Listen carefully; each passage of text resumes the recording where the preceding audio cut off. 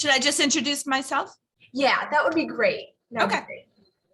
Sounds good. All right.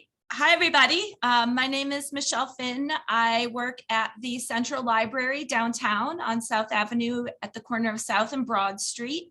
If you haven't had a chance to visit us, I hope you all can. It's a great place to work and to visit. And so my role here, my title is the Deputy City Historian. So I'm a historian. And I work in the local history and genealogy division at the library. So if you do visit, come to our division. We're the best division. No, just kidding.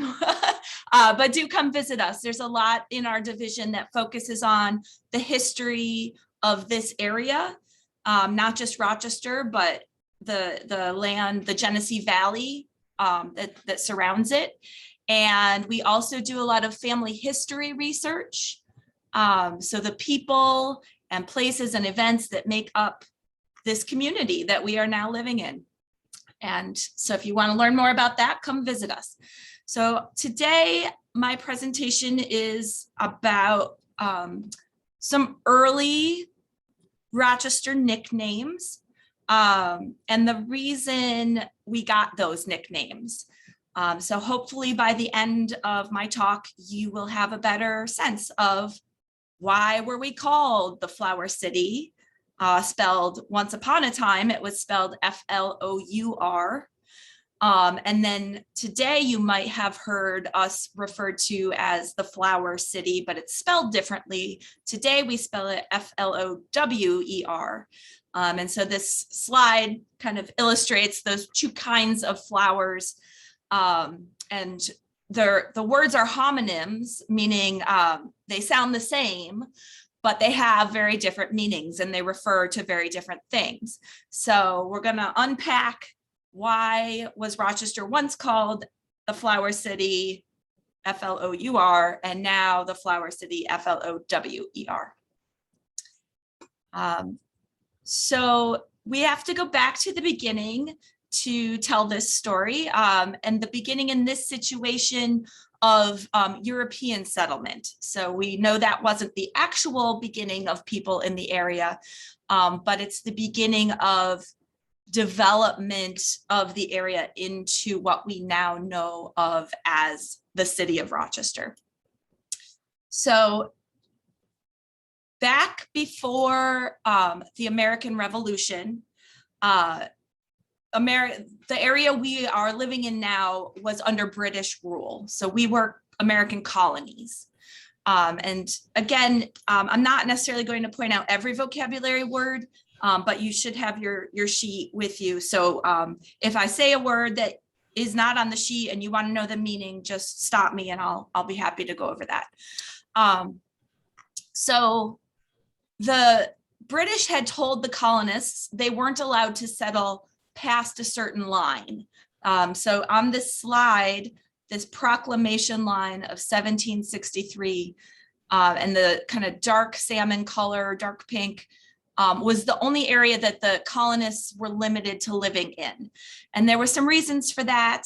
The British didn't want the colonists straying too far west onto the land that we now know of as the United States. They wanted to limit the area.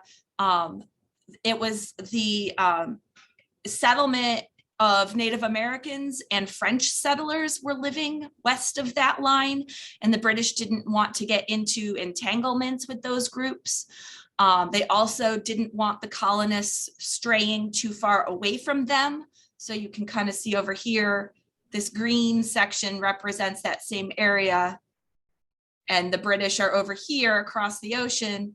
So they wanted to keep the settlement close to their side of things. And they worried that the colonists might become independent from them if they strayed too far west and were able to set up their own commercial agriculture and make money for themselves buying and selling crops. So lots of reasons the British imposed this rule. The colonists did not like this rule. They wanted to move into this area. And as I mentioned, it was previously reserved as Native American territory.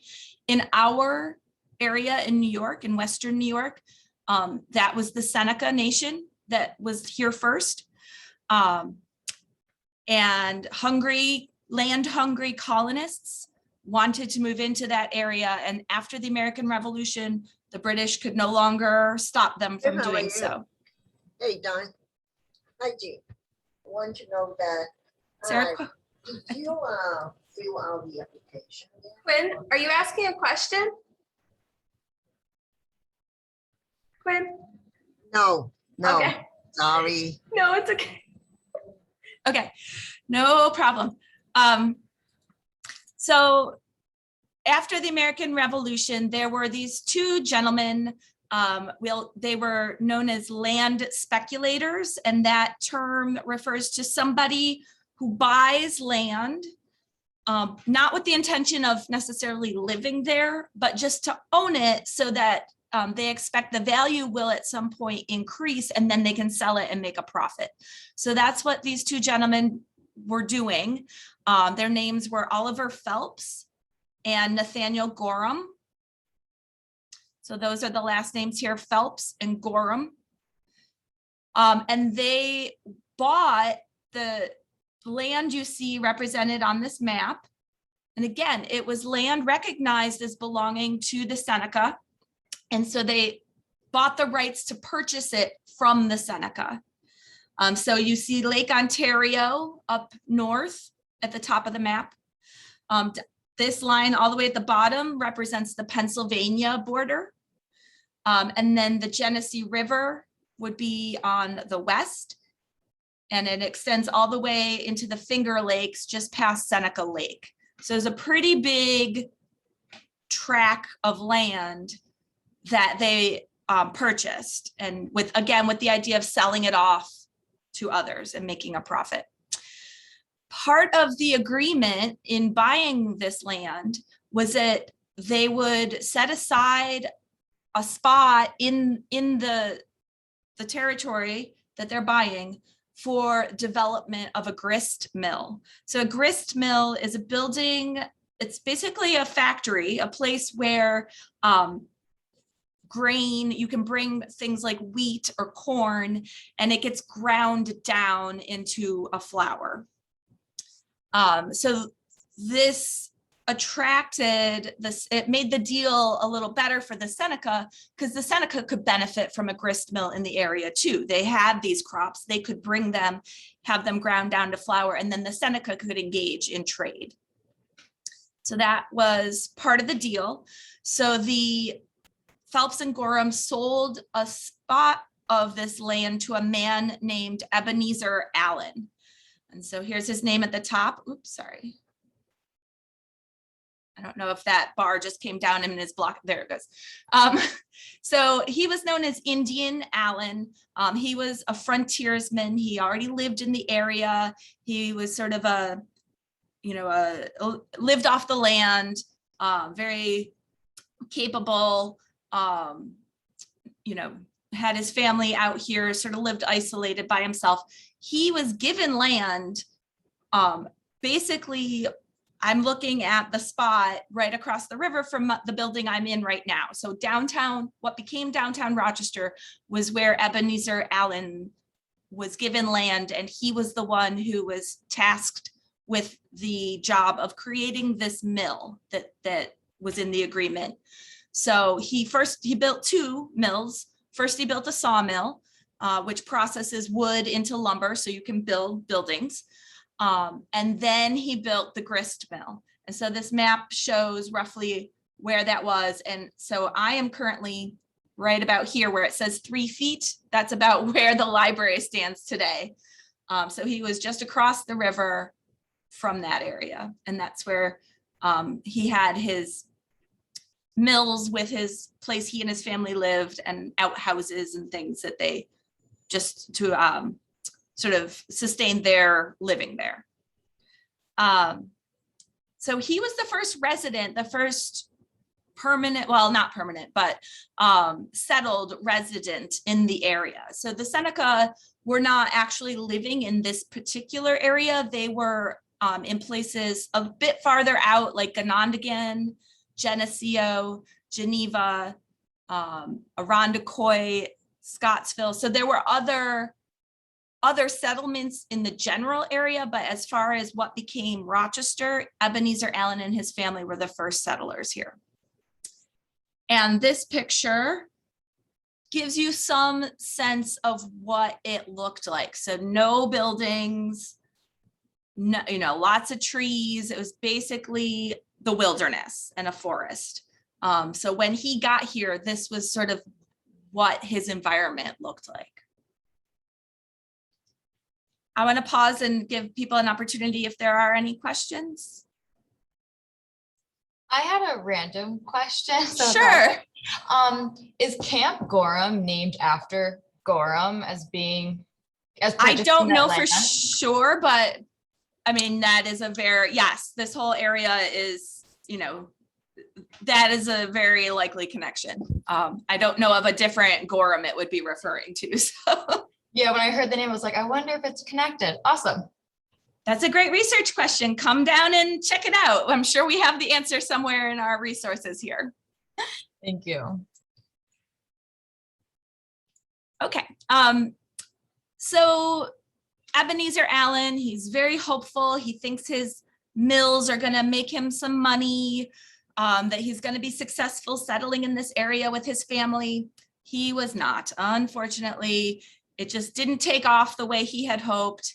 And so he abandoned his mills. He just left the area. He moved and tried his luck elsewhere. He actually went to Mount Morris, which isn't too far away, but it was a little more populated at the time. So this frontier living was not for Allen after all. So the land that he had occupied sat vacant for a pretty long time.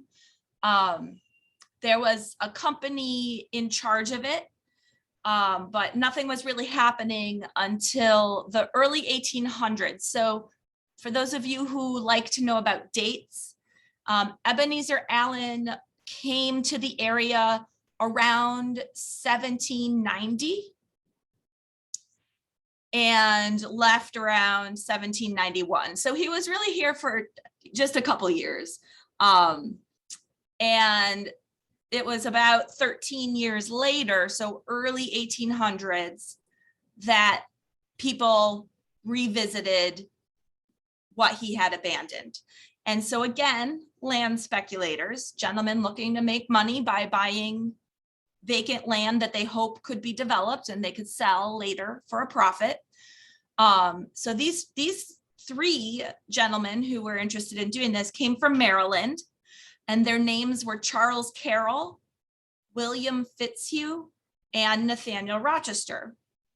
So if you might not have heard of those first two names, but I'm betting you recognize at least this last name, who is actually the namesake of the city that came to grow up soon after he got involved. So Rochester and his partners came, looked at the area, and they saw a lot of potential. There wasn't much there, but they thought that it could be a successful establishment. And so they offered to buy the area where Ebenezer Allen's mills had been. And that was called the 100-acre tract. So basically it's just referring to the initial section of land around the river. Again, this section here where Ebenezer Allen was, and that 100 acres was the start of what was first known as Rochesterville. So it was a village at one point and had the word ville on the end, or the suffix ville, meaning village. So Rochesterville, and then now the city that we know today as Rochester. So going back, the reason that these three men saw such potential in the area is because of the river. So there was some attraction to the fertile soil that they found around the river. In the river banks were very good for growing things because they were very rich in nutrients. The river itself was very powerful. There were a series of waterfalls in the area, and I'll show you pictures of those in a minute. And so that fast moving water was a good potential source for water power. And I'll talk more about that in a minute. So they're seeing potential in this area. Okay, sorry, I want to skip ahead. Rochester, they bought the land, I had said early 1800s. By 1811, Rochester moved his family to the area. So he was the one, the other partners did not settle here, but Rochester did, which, makes sense that the area was named after him, because he was the one, more or less, he was the senior partner and he was sort of most committed to the development of the area. And so he surveyed the land, meaning he created the physical boundaries, and he divided the land up into smaller plots that with the intention of selling them off to people and trying to attract people to come settle in the area. And by this time, by 1811, when Rochester moves to the area, other people were starting to settle elsewhere along the river. Not necessarily in Rochester, but up near Charlotte, if you've been up to the lake and visited Charlotte. So there were some people living up there. It was a port on Lake Ontario. If you're familiar with Maplewood Park, there was a couple settlements on either side of the river around Maplewood Park. And then there was another settlement not that far from where Rochester settled, today it's known as Brown's Race. Back then it was called Frankfurt. So there was a bit more activity when Rochester got here than there was when Ebenezer Allen was living here. But the population of this area did not really take off until the War of 1812. So a lot of people refer to this as America's second war for independence against Great Britain. And the war lasted a couple years. Some of it took place in this area on the Great Lakes, so on Lake Ontario. There were British ships coming into the lake, and some of the fighting was happening right there, off of this Charlotte settlement I just told you about. So if you're living in Charlotte at the time and there's British soldiers and British ships right out your window on the lake, you might want to get away from that action. So people who lived there started moving further up the river, away from the lake, and Rochester attracted people for that reason, to just sort of get a little further away from Lake Ontario. It was safer, a little less hectic in a good way. Rochesterville was also a stop for troops that were heading west, and military supplies. So the area started seeing some more activity because of this war. By the time Rochesterville was incorporated, so actually became an official village, and the date for that is 1817. So about 6 years after Rochester settled here and after the War of 1812. So at that point, there were 700 people living in the area. So it's still very small, a very small village, but some life was starting to come here. So there was a stagecoach to help transport people to and from. There were ferries. At this point, the war was over, and the lake saw some traffic. So people being ferried back and forth on the lake from location to location. There was some social life emerging. There was a band, a village band, some celebration, and a debating society. So the people living here began to really create a life for themselves.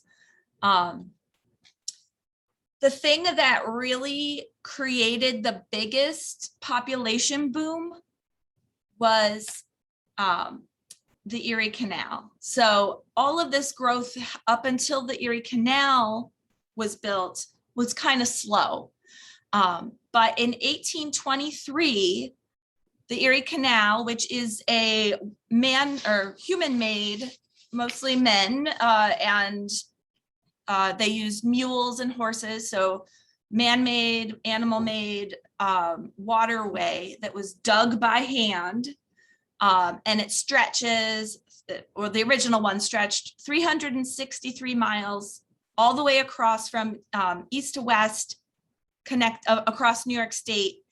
So it connected Buffalo and Lake Erie in the west, all the way to Albany in the east. So it was this transportation highway, but instead of being a road like we're familiar with today, it was a canal. And this is what really led to the growth of Rochester, but also the country in general. The Erie Canal was a really important development, not just for New York State, but it helped people move west across New York State and into the part of the country that hadn't been settled yet. So the Erie Canal, when it was built, came right through the middle of Rochester. And here we have a picture of it shown going, I don't know if you can tell, but where my cursor is, this is the Genesee River. And so they built a bridge going over the river, and the bridge carried the canal over the river. So here's the canal going over the bridge, over the river. So you've got the Genesee River, you've got the Erie Canal. These two things are crossing right in the heart of what is now downtown Rochester. So in this picture, the library would be about right here.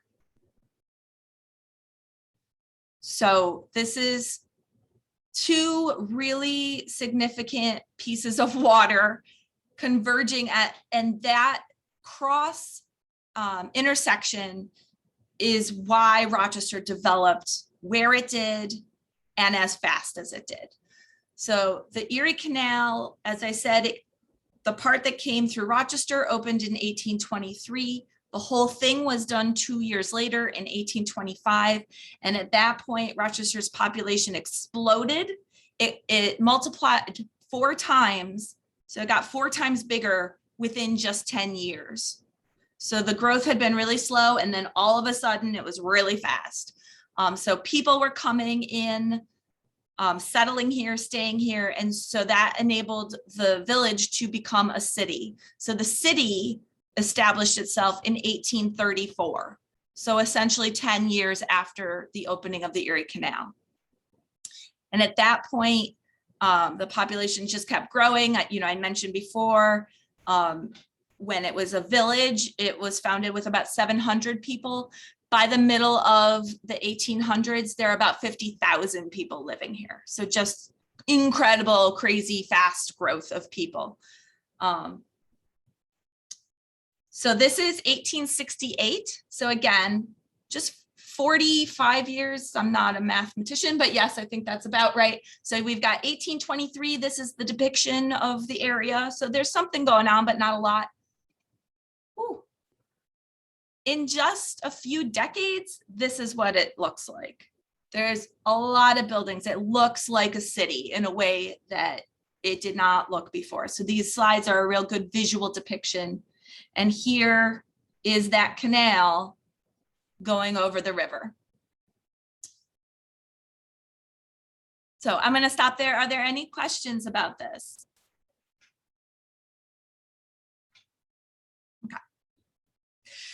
So this structure that carried the canal over the river, the aqueduct, is still here. We now there's a road on top of it. The road is the Broad Street Bridge. And so the structure itself has gone through a lot of different changes over the years. The canal no longer runs over it. For a little while, we had a subway system that used that same path. And so the subway ran over that bridge. We no longer have a subway, but the bridge itself still exists. And now cars go over it on the top level. the city's actually talking about maybe taking that road off and going back down to the original structure where the aqueduct was built. We'll see if that happens. But that's a piece of history that you can come down and actually see the layers. Again, if you visit the library, we'll be happy to point that out to you. Okay. Just a bit more. So this was how transportation worked on the canal. You have a boat here, a canal boat, pulled by horses or mules, that there was a towpath that ran alongside. And so there was the mule driver, the mules, and they're actually pulling these boats. And that's how, before boats were self-propelled, that's how they traveled on the canal. And this is sort of now the boats, you know, towards the end of the 1800s, they're no longer needing to be pulled by animal power, because now they've got motors, they're a bit more self-propelled. But you could still see the towpath was still in place. So this along either side would be where the mules and the mule drivers would pull the boats. So this combination of the Erie Canal crossing over the Genesee River at the heart of the developing city helps us get to that first nickname, how we got to FLOUR. And I realize it's been a while before I brought it up, but there's a good backstory to it. So as you might guess, it has something to do with flour production. And going back to this idea of the river and the potential of the river with the rich soil, good for growing things like wheat, the power of the river itself and the waterfalls that I mentioned. So here we are at the Flour City, the kind you bake with. So here are those falls, how they look today, and how they looked in the, you know, back at the turn of the 20th century. So if you're not familiar, this is High Falls or Upper Falls. It's right in the heart of downtown. You can go see it today if you haven't yet. I highly encourage you to visit. It's not too far from, well, actually, I'm not sure where your facility is anymore, but where the school used to be, it wasn't too far. We're on St. Paul Street or Hart Street, right off St. Oh yeah, okay. So you all are pretty close to this spot. Mhm. And then the Middle Falls, which are, a lot of people don't recognize them. There's a dam there now. But the lower falls are very magnificent too. And you can see those in Maplewood and Seneca. If you're in the parks, a little bit north of downtown is where those falls are located. So these were very powerful waterfalls. And like I mentioned, they were great for water power. So the idea behind water power is that you would divert, yes, this is a good map. So you've got the river up here at the top. All these pieces of water are tail races. I'll talk about what that means in just a second. So the river is here. This says Brown's Race. What the raceway was a channel of water, so that you dug from the river, you created this path to channel the water, and it ran through an area where you could build a mill with a mill wheel, and the wheel would come, the water would come and turn the wheel, and all of that would then power the factory and what was going on inside. So this is what they did. You can see all of these are factories that are being powered by this race, and it's named after the person who created it, who owned that area. And so all the tail races are that water, after it's gone into the factory, it has to go back out and it gets dumped back out into the river. So all of these are mills that popped up along the riverbank. And the reason they grew there is, or were built there, is because the amount of flour, the amount of wheat that could be grown, and this water power that could power the mills to grind it into flour.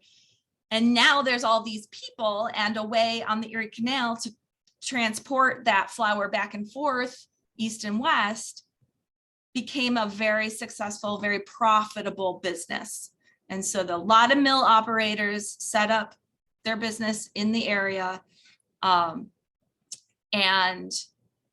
Ebenezer Allen tried to do it small scale, but the timing wasn't right for him. It wasn't until the Erie Canal made that transportation of the flour more profitable that this business really took off. And so Rochester's early milling efforts in the mid 1820s, 1830s, that's when it really started to boom. So here's another view of some of the factories where milling is going on. So this is early 1900s. So this was a long-standing business, or industry rather. So there's this people coming in, the population boom brought about by the canal. Rochester's economy exploded. The canal made it much easier and cheaper and faster to transport people and flour and other goods east and west. Just to give you a sense, the cost of shipping went from $100 a ton to just $7 a ton.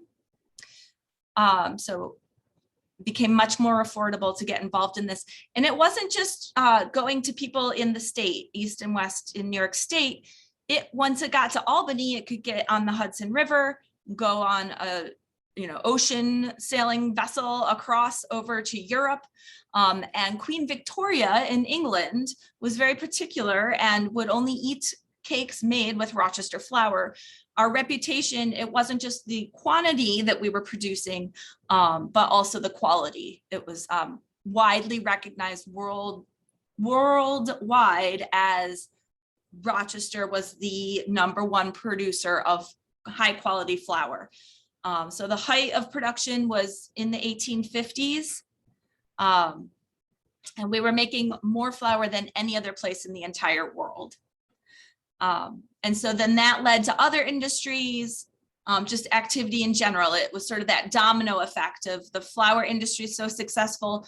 If you're going to be shipping flour east and west, you need boats. So boat building became a successful business. You need barrels to pack the flour in. So barrel making became a successful business. So you can see how this one successful enterprise really had a ripple effect. And so this explosion of the economy, the people, the activity. Rochester became what was known as America's first boom town. And that idea of a town or city that experiences a lot of growth and development in a very short amount of time. So this is basically the Flour City story. So I'm going to pause and see is there any question about that end of things? I know it took a while to lay that out. So I think it's really cool that Queen Victoria ate Rochester flour. yeah, I think so too. That's And really cool. It shows just how popular it was and just how successful it was. Yeah, definitely. It was shipped all around the world. That's so cool. So let's move on. And I do see the time. At one point, we no longer were known by that reputation. So what happened? Why? Why did the FLOUR industry no longer satisfy or sort of define us? And why are we now known as the FLOWER, Flour City? So basically, again, it's an industry that was successful in Rochester. And as the popularity of FLOUR declined in the area, the success of the FLOWER industry was on the rise. So it's sort of a changing of what was our leading or defining business that we became known for. So this, as I mentioned, the Erie Canal created this westward movement. People didn't just stop at Rochester, they went further west. They didn't just stop at the border of New York State, they went further west. So they're going into Ohio, They're going into Midwestern cities that are growing up. So like St. Louis, Minneapolis. As the country is moving further west, spurred by the Erie Canal in large part, the land out there was even more fertile and even better and more vast. So those areas were better at growing wheat, and they took over and ended up surpassing Rochester in flour production. So that's sort of what happened, why we didn't hang on to that title for very long. When we had it in the 1830s, 1840s, 1850s, we were kind of the only game in town. We were one of the first, but that changed as stuff moved west. We sort of had to give up that title, if you will. You pass it on to somebody else. But that's okay, because we have this other industry to hang our hats on, to get excited about. So the same conditions that made this area good for growing wheat made it good for growing other things too, which is not surprising. So flowers, trees, shrubs, a place, you've got a long growing season, so a very moderate climate, not too extremely hot and not too extremely cold, although I think some people would debate that today. And so that there was a long growing season. So it was good for taking plants and giving them a long time to really take root and grow stronger.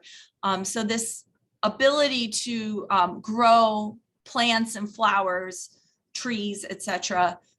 This area was successful at that. You know, we were a big, thick forest once upon a time. So the rich, fertile soil and the long growing season attracted people who were interested in a different kind of industry other than flour milling. And so at the same time, these two industries are happening at the same time. It's not like there was one and then it went away and then there was another one. They both were here in the, taking advantage of the same good conditions, the Erie Canal, transportation, all of that supported both industries. So local growers started investing in the nursery industry. So this idea of, you think of like a nursery as a place where young things have a chance to grow into more mature, older things, whether that's plants, or we also use that for referring to babies and people. But in this situation, it's a place to grow young plants. And so there was, in the 1830s, were some people starting to move in the area focused on this idea of growing plants. And so 1832 was the very first nursery. It was on West Main Street. The next year, another one opened in Greece, so in the western area, suburbs outside the city. And so by the mid 1830s, things really started to take off. These early nurseries were successful.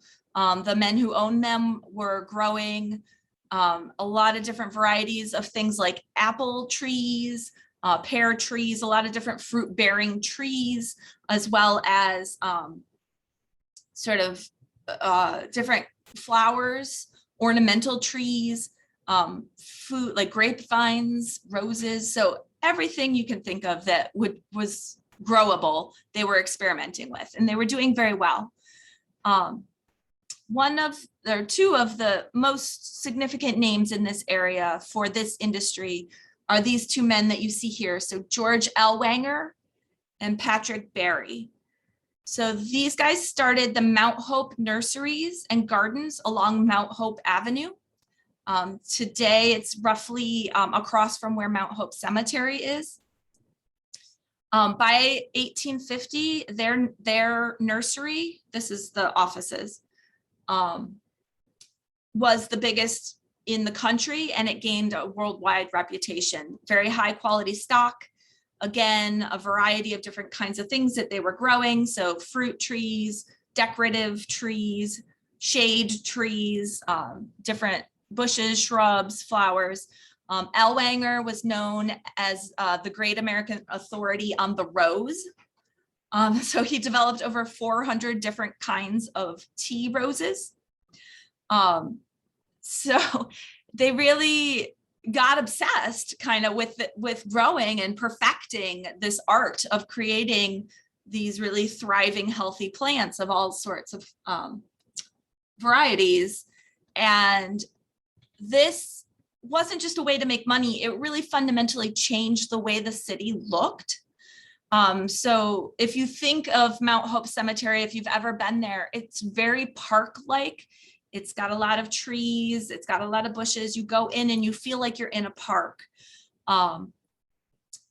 Other places around town, I don't know if you've ever visited Oxford Street. This is off of Park Avenue.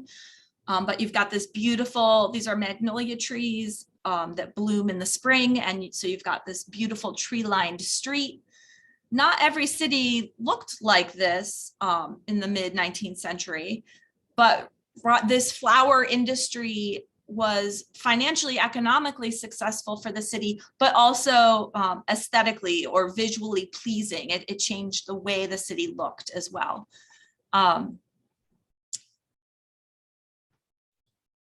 Here's some pictures of Mount Hope Cemetery that I was describing. So you can see, like, a lot of cemeteries don't look like this, but the cemetery right across from Ellwanger and Barry, who donated the trees for the cemetery, it really takes on this defining, beautiful environment to be in. In the 1880s, these men also donated land and plants to the city to form what is now Highland Park. So if you've ever had a chance, if you haven't, you should definitely pay a visit to the area. It's just beautiful. There's so many flowers. It's known for its lilac festival in the spring. It was created by a very famous landscape architect, Frederick Law Olmsted. And the idea behind it was to be a horticultural preserve, so a place that honored and protected the growth of all of these different varieties of plants and flowers. And so, yeah, this just, you really see it if you take a walk around Rochester, this identity of, flower, FLOWER, but trees and plants more broadly really are part of what makes this city very charming and a nice place to live. So the nursery industry focuses on plants and growing plants into bigger plants. A lot of those plants, especially if you think of the fruit-bearing trees, create seeds. So you get an apple, inside there are seeds to make more apples. So the plant industry went hand in hand with a seed industry. So it wasn't just buying and selling these full-grown plants and trees, but the actual seeds themselves became a commodity that people bought and sold. And so there were nurserymen who dealt with more of the plant side of things. And then there were seed men who dealt more with the seeds, and they would package them up. So here's some nice decorative packaging and advertisements for these seeds. And they would mail them. It was a mail delivery system with catalogs that went out to people across the country. And you could get the Rochester, maybe the Hiram Sibley and Company catalog and order seeds from Rochester, and they would be mailed to you. And then you could grow them in your garden in Ohio or California. And so this is what happened. And by the early 1870s, Rochester was recognized as the leading seed center for the United States. So almost all the original orchards in California started with seeds and plants that came from Rochester. So in that way, it said that Rochester planted the West. Now, once they got established, they didn't need to keep buying more seeds because their trees were producing seeds. They could just kind of maintain, be self-contained in perpetuating that growth. But the start was from seeds and plants that we cultivated here. So again, that very wide-ranging reputation for the industry that we were particularly good at. So I want to pause again here. I noticed the time, we've got about 12 minutes left. I was going to get into some details about some of the people involved in this industry. I don't know that I necessarily have time to do that, but I want to give you all a chance to ask questions. Or just comments about something that you found really Yes. interesting. Or if there are terms I didn't describe that you're wondering about, or any of the questions that we circulated, if you know, the answer was not obvious while I was talking. I was just gonna say that Highland Park would be by far the first thing I would recommend somebody coming to Rochester that they should see. If you haven't been to Highland Park, it might not be as beautiful right now because it's October, but wait until April or May roll around, and you need to pay a visit because it's amazing. There's a ton of varieties of plants and flowers, and it's beautiful. I want to say Highland Park actually is really pretty because you can see like Victor, if you're at the reservoir, you can see like way across Rochester. Because you're on I know Cobb's Hill you can see in the other direction, but then in Highland Park, I mean, there's this huge view towards the east and you can see for miles. So I would actually recommend that, like right where the reservoir is. All times of year. Yeah. Yeah, no, that's good. That's good. I like that too. And I did not mention this. This is one of the questions. But so this slide is referring to the Lilac Festival. So that is takes place in May. And this is Hannah was just saying a really great experience. Hadaya and Shahad, yes. Okay. So we have a question. I'm sorry. Oh, good. No, that's good. That's great. Sorry about that. It's okay. What is the place of Rochester City if we compare it with the other states' development? Development of Rochester City is higher or down? The pace? The development, like is Rochester Development. City a higher development than other If we cities? compare it with the other states. Yes. Other cities. So Other not cities, yes. not compared, and looking at the 19th century, which is when these two industries were thriving, absolutely Rochester was one of the biggest cities in New York State. Not as big as New York City. New York City is New York City. If you've ever been there, you know there's no touching it. And that historically has been true. New York City was the center, so that's why the Erie Canal was so important. So you've got on the East Coast where New York City is, and you've got all this activity already established. It was one of the earliest cities in the country. So the people living there and passing through there, before the Erie Canal, it would take them a really long time to go over land with a stagecoach, a horse-drawn vehicle, to try and travel over this uneven, bumpy, treacherous terrain across a mountain range. When the Erie Canal came through, it made that so much easier to get from someplace really populated like New York City to come all the way through across the state to someplace like Rochester. So the question's really good. I can't say specifically how Rochester compared to something like Buffalo, but definitely, if you think of sort of the big cities in the state right now are New York City, Albany, Syracuse, Rochester, Buffalo. I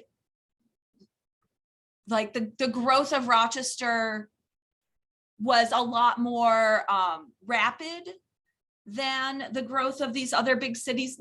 Again, not New York, but like Syracuse, Buffalo. So like it got this reputation, again, this idea of being America's first boom town refers to sort of the speed of the growth. I don't know as much about the size question, but certainly it was up there and could, it was one of the big cities, and definitely back in the 19th century, it was considered a much bigger city, relatively speaking, than it is considered today. Today, Rochester, people don't think of Rochester as like the bustling metropolis. But back then it was more, it was thought of and was more of that bigger city. Okay, thank you very much for your information. I received a lot of detailed background and history of the Rochester city and development of the city during the many years ago. You're Thank you. welcome. Thank you. That was a good question. Thank you.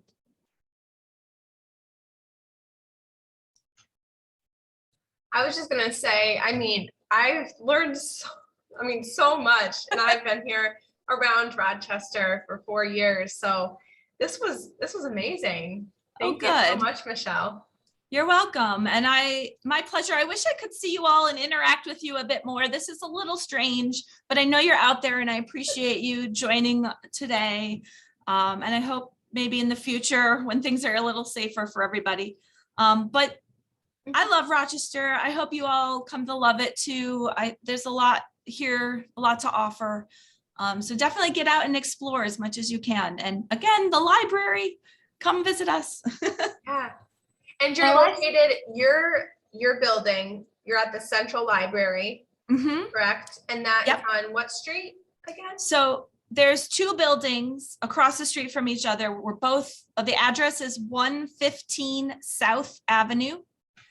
And we're right at the intersection of South Avenue and Broad Street, between Broad and Court Street.